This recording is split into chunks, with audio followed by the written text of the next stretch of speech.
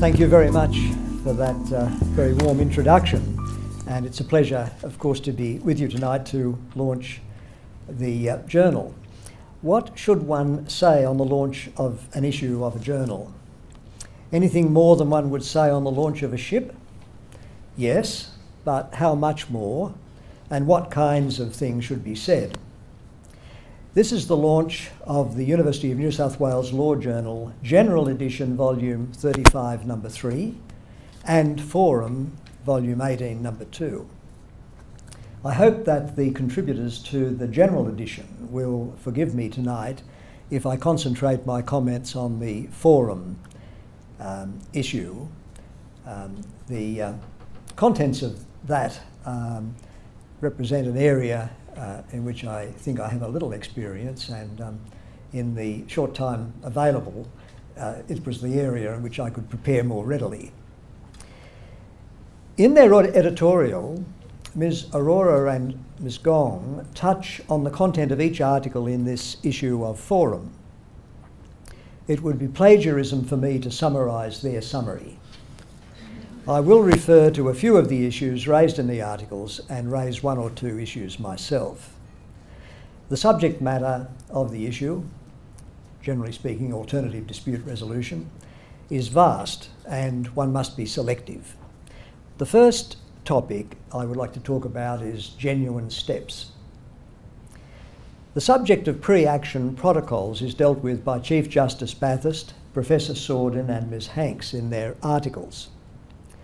Section 4.1a of the Civil Dispute Resolution Act 2011 Commonwealth speaks of steps constituting, and I quote, a sincere and genuine attempt to resolve the dispute, having regard to the person's circumstances and the nature and circumstances of the dispute. The concept of a sincere and genuine attempt is a subjective criterion. It is true that subsection 1 helpfully gives some examples of, quote, steps, unquote, but those steps might be taken without being accompanied by a sincere and genuine attempt to resolve the dispute. The genuine step statement that the applicant must file is, as it can only be, a statement of the steps in fact taken. Under Section 11 of that Act, the Court may take into account whether a person took genuine steps, meaning genuine and sincere, a genuine and sincere attempt to resolve the dispute, not only on the question of costs in the proceeding, but whenever the Court is performing functions or exercising powers in relation to the proceeding. With respect, I share Chief Justice Bathurst's scepticism about the NADRAC reassurance that, quote, genuine steps, unquote, is, quote, a phrase that can usefully be given its ordinary meaning in the circumstances of any particular dispute, unquote. Remember the full expression, steps constituting a sincere and genuine attempt to resolve the dispute. We start from the position that the parties are entitled to pursue their own interests. Like the analogous question of negotiating in good faith towards the making of a contract where no contract presently exists, making a sincere and genuine attempt to resolve a dispute is problematical because it is directed towards the creation of a new relationship, the content of which cannot be known in advance, from an existing position in which the parties are entitled to serve their own interests and have no duty to serve the interests of the other party. There can be a rare and extreme case where a party seems unwilling to make any meaningful compromise at all. But parties are entitled to assess their chances of success and to compromise on that basis. I'm thinking of a case, a mediation, not long ago, where the corporation, which was suing for a very large amount of money, an individual who lacked English as his native language, who lacked education, lacked commercial experience, and had entered into what most of us might think was a rather imprudent transaction, where the corporation said at the beginning of the day, the only compromise we're prepared to make is not to insist on payment of our costs. The case for the individual was well supported in terms of affidavits. Now, the individual may or may not have won eventually, but it did seem to me that for the corporation to take that stance at the beginning of the day and to be not persuaded from it, I could tell you a little more, but I won't, indicated a lack of a willingness to mediate in good faith. But that kind of situation is not very common in my experience. Both parties to a mediation not infrequently accuse the other of not mediating in good faith, or more often than accusing each other, assert to the mediator that the other is not mediating in good faith. I'm thinking of a case at the moment in which the parties to a mediation, two parties, each had a valuation of a certain property, and the difference in the valuation was vast. And the difference turned largely on a legal question. One valuer took one approach, the other took a different approach. And I think one valuer's valuation was something between $1 and $77,000, whereas the other valuer was $500,000 or more. Now, one party to that mediation negotiated from the position of a valuation of $500,000 or more, and the other negotiated from a position of $1 up to $70,000, depending upon various considerations. Each of them asserted to me that the other one was not mediating in good faith. In other words, it's very difficult to be sure that a person is not mediating in good faith. What do we mean by it? And the same kind of criticism, I think, can be raised in relation to failure to make a genuine and sincere attempt to resolve the dispute. The quality of legal practitioners is a major consideration when we're looking at mediating and successfully mediating or resolving a dispute. And I'd like to just tell you a little about a recent case in the Federal Court, in fact. Some of you may be aware of it. The exasperation of the judge in this case, you can feel when you read the judgment. It concerned a statutory demand. The name of the case is Superior International versus Ahern Fox Patent and Trademark Attorneys.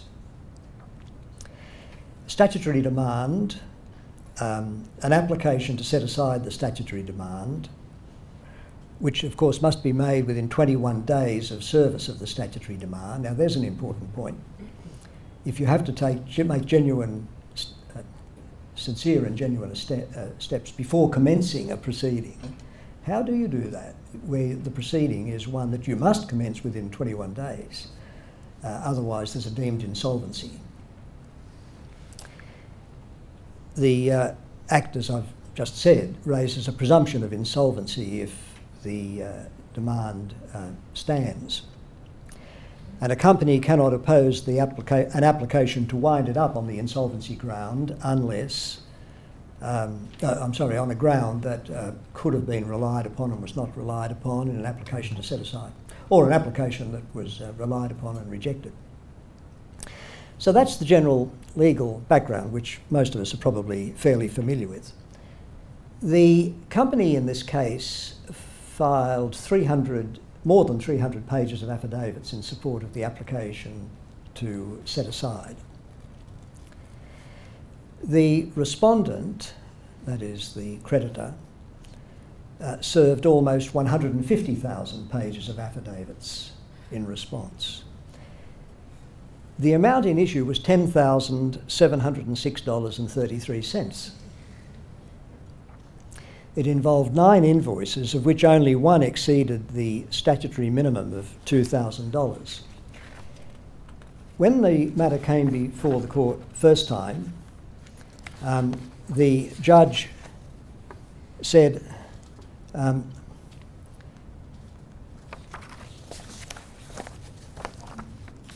that in order to attempt to get a solution to the problem, he would adjourn, and he did adjourn the matter to allow for mediation. That didn't result in a settlement. He said, given the small amount in dispute, I also attempted to introduce some proportionality into the matter by directing the 2 lawyers to notify their respective clients how much they intended to charge in legal fees. In that process, he said he was informed that one party was going to charge the client $10,050 and the other was going to charge $8,000. Those figures did not include the filing fee of $2,145. So the 2 lots of legal costs were roughly double the amount in dispute. Then he said, by about this stage, I had the distinct impression that this dispute had descended into a squabble over who was to pay the costs that had been incurred. Accordingly, he drew the attention of the lawyers to the provision in the Federal Court of Australia Act about the overarching purpose and said that they should bear that in mind. Finally, he says, bereft of any other means to force the lawyers and their clients to see some sense, I considered I had no option but to hear the matter. The hearing lasted a full day, a large part of which was taken up with objections to the voluminous affidavit material. In keeping with their bellicose approach thus far, when I began to hear those objections, I discovered that there had been no discussion between the 2 lawyers to attempt to resolve any of the evidentiary disputes and the time being wasted on that. To compound this situation even further, during the hearing of those objections, it emerged, incredible as it may seem, that neither lawyer appeared to have a copy of the Federal Court Rules or the Evidence Act with him in court. Neither of them could tell me which section or rule he was relying upon to support an objection to the evidence. The final travesty came at the end of the day's hearing when, during submissions in reply, the lawyer for the applicant sought leave to rely on a large amount of additional material that he had not put forward earlier. And then he can't resist adding, when I say final travesty, I should add that there was a number of other less significant defaults on both sides that I've not mentioned. So he said it's not overstating the matter to observe this is the sort of conduct that brings the legal profession into disrepute and that undermines the efficient disposal of civil litigation. Well, having heard the thing for a day, it appeared to His Honour that there was a genuine dispute about the debt. So he set aside the statutory demand, and then the question of costs arose. Who was to pay costs? He referred to the Civil Dispute Act 2011. Curiously, the Civil Dispute Act excludes from the requirement of a genuine step statement an application to wind up a company, but not an application to set aside a statutory demand. And that is weird. His Honour referred to, as I say, the Civil Dispute Act 2011. I think, hoping that this was a gotcha point, because it was clear that no statement had been filed and that there was an obligation to file one. But then it was explained that the debtor at that time had been not legally represented. Now, it's true that the obligation is on the party, and the fact that the party was not legally represented did not mean the obligation was not there, but it took a lot of the force out of the idea that that party should be ordered to pay costs. So then what he did was to invite the parties to put in written submissions on costs. Fatal error. Fatal error. He thought he was covering himself by limiting them to 3 pages. He also directed the lawyers to provide a copy of his reasons to the clients, and in effect to invite the clients to sue them. When the matter came before the court on the next occasion, both lawyers informed me that they'd complied with all of his directions, but that neither client wished to seek an order for costs against the lawyer or against the other party's lawyer. So there went out of the window another little possible solution to the problem that his honour had. I mentioned that there was a direction that they file submissions limited to 3 pages. Despite this, whilst each outline of submissions on cost was limited to 3 pages as directed, they were each accompanied by an affidavit of some 25 to 30 pages. Furthermore, the applicant, plaintiff, chose to file an outline of submissions in reply, for which the plaintiff had no leave. So what a disaster.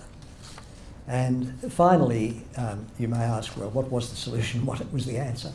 He didn't award either party costs, but did order the creditor to pay the filing fee to the debtor. You say, why that long story about that case, which is rather small in amount and so on? It is to emphasise a point which emerges in some of the articles, that the success of mediation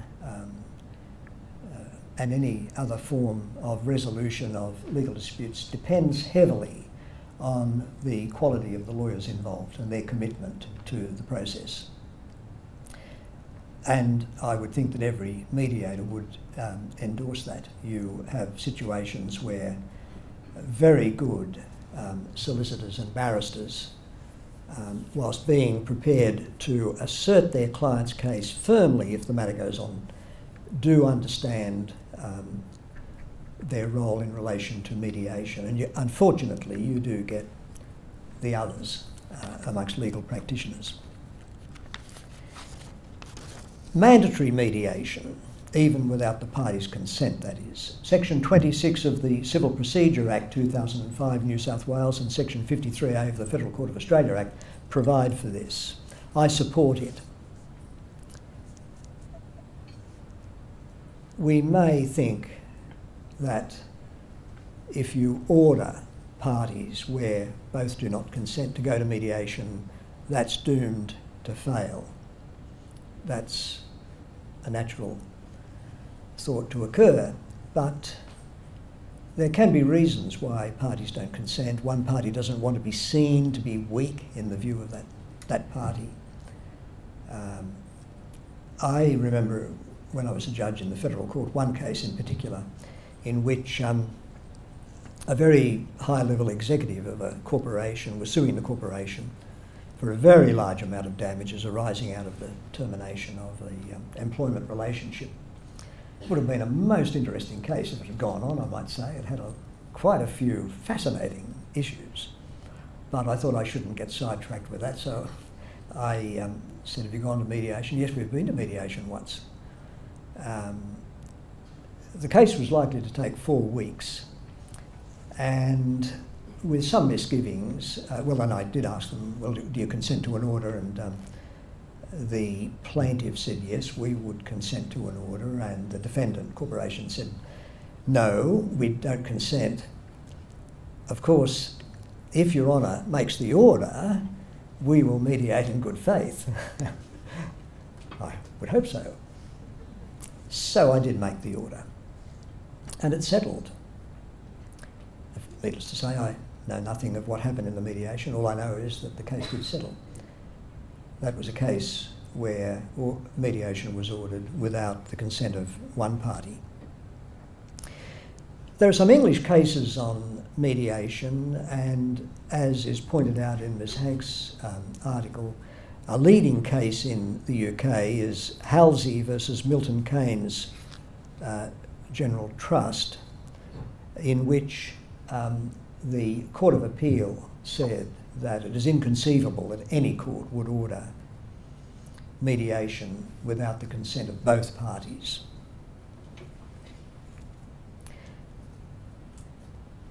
And needless to say, that power does not exist in the English legislation.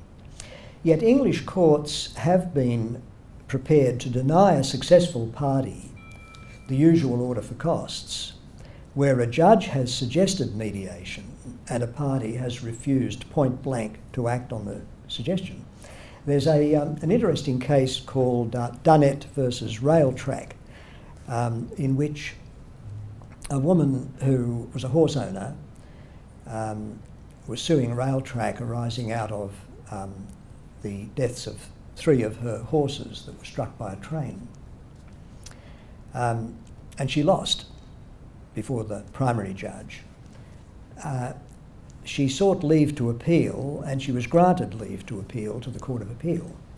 After the grant of leave to appeal, Railtrack offered her £2,500 in settlement, and she didn't accept that. I might say by this time she was not represented. The judge who had granted the leave to appeal advised her to consider mediation of the dispute, and she approached Railtrack and they declined. They said, "We've made you an offer and we will not go to mediation." She then became legally represented. Again, there was an overture made to Railtrack and they said, we will not mediate. We've made you an offer. We make it again, £2,500.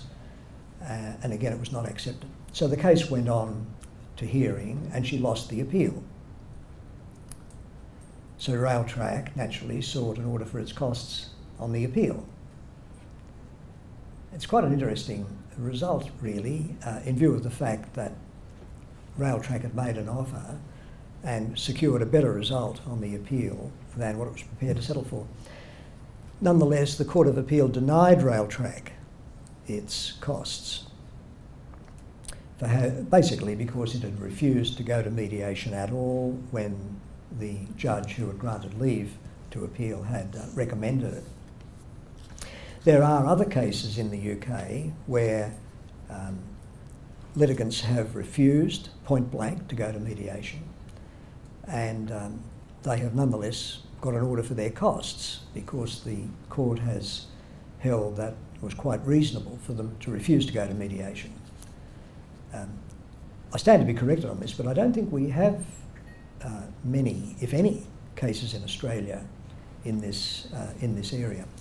You will notice that these cases are all to do with refusals to go to mediation. They're not dealing with the question of a failure to mediate in good faith. Which brings me to a failure to mediate in good faith. Section 27 of the Civil Procedure Act, New South Wales, expressly obliges the parties to participate in a court-ordered mediation. That's what the rules are dealing with, in good faith. There is no similar express provision in the Federal Court of Australia Act, although the obligation may be implied. In both acts, there are confidentiality provisions protecting what is said in the course of a mediation against that material being used in legal proceedings. This poses a real obstacle to enforcement of the good faith obligation, quite apart from the practical difficulty of establishing the absence of good faith. A suggestion was recently made to me by a lawyer that it would be a good idea to have a provision in mediation agreements, well, I'm sorry, I think probably in the court order referring a matter to mediation, but this person would also like it to be in mediation agreements, which would allow the mediator to certify that one party has not been mediating in good faith. Bad idea, in my opinion. Bad idea. It's a big problem. How can you be sure? How can the court be sure? How can the mediator be sure? This person making the suggestion was thinking that the mediator would be better placed than the court, but I don't think that's a good idea at all. I also think it might tend to undermine the mediation process. Access to the courts is dealt with in some of the articles in the forum issue. I think it is important that people know that they always have the right to go to the court. They always have access to the court. And when I make my little fatherly speech in a mediation, I always make that point that that parties are at a mediation because they consent to be there, because both of them consent. And leaving aside a court-ordered mediation and thinking of one privately arranged, either party can terminate it at any time and decide to go to the court. Because I think it's important not to allow parties to develop the idea that somehow they're giving up access to the court. The stage at which a mediation should be ordered, before or after all the evidence is on. This is a tricky question. If the evidence is not on, of course, costs have not been run up, so the earlier the better, one might think. The problem with that is that each party does not know fully the other side's case. If, on the other hand, mediation is not ordered until all of the affidavits are on, the costs now are so great that they become an obstacle to a resolution. The last thing I'd like to mention briefly is something rather different, not court-ordered mediation, but mediation and arbitration clauses in private contracts. Professor Sordin touches on this. Some of these provisions are quite elaborate and they require a succession of steps to be taken, such as, when a dispute arises, a party to serve a notice of the dispute on the other. Then within a limited time, the two chief executive officers to confer with a view to resolving the dispute. And if it's not been resolved, within a further limited time, a mediation. And if that doesn't lead to a solution, then within a further limited time, commencement of arbitration, say, rather than litigation. Quite elaborate, quite detailed. The message that comes across as you read these detailed clauses is the parties are seeking to avoid litigation. Sometimes a contractual provision for arbitration is found in a standard form contract, which is, of course, the document of one party. It can be taken that the provision has been drafted, perhaps many years earlier, with the interests of that party in mind. Like any person asked to enter into a standard form contract, the other party will probably have to take it or leave it. So in that respect, there is an element of imbalance of bargaining power. The reason I mention this is that it's often said that an advantage of arbitration is the two parties have negotiated the provision under which they arbitrate. That no doubt happens at times, but often it does not. Another aspect of the imbalance in the bargaining power between the parties is that one may arbitrate its disputes regularly, such as, for example, an insurance company, and have knowledge of available arbitrators and their predilections. Such a party may, for example, proffer the names of, say, 3 potential arbitrators to the other party, leaving it to the other party to choose one of the 3. This seems very reasonable, and perhaps it is, yet it may not be quite all that it seems, bearing in mind that the party proffering the 3 names has chosen them, naturally, because they are thought generally to be sympathetic to the position of that party. The last little story is an anecdote. Now, this may be apocryphal, but I've heard it from two independent sources, and it concerned an arbitration in New York. Somebody here might come up to me later and say, yes, that's true, or I know that that's false. But this little story concerned a company, may have been an insurance company, which continually had arbitrations coming up in its business. And somehow or another, maybe it had the choice of arbitrator, I don't know, but there was a particular arbitrator who was arbitrating many of the disputes that this company was involved in. And the way the story was told to me was that the arbitrator decided 19 of these arbitrations in favour of the, I'll say insurance company, in favour of the company. The 20th time the arbitrator decided against the company, that arbitrator never got another arbitration from that company. As I say, that story may not be true, but I've got an idea that, although the precise figures may not be correct, I've got an idea that it probably is true. As I say, it came to me from a couple of sources. So one does have to recognise some of the perils. If you go to court, of course, you don't have your choice of judge. So that particular kind of problem can't arise. Well, that's all that I wanted to say tonight. I congratulate the editors and the authors of the articles in this issue of Forum and of the general edition of the University of New South Wales Law Journal. As we all know, this law journal is one of high repute. And this issue of Forum in particular will make an important contribution to this expanding area of legal practice and law-related activity. Thank you.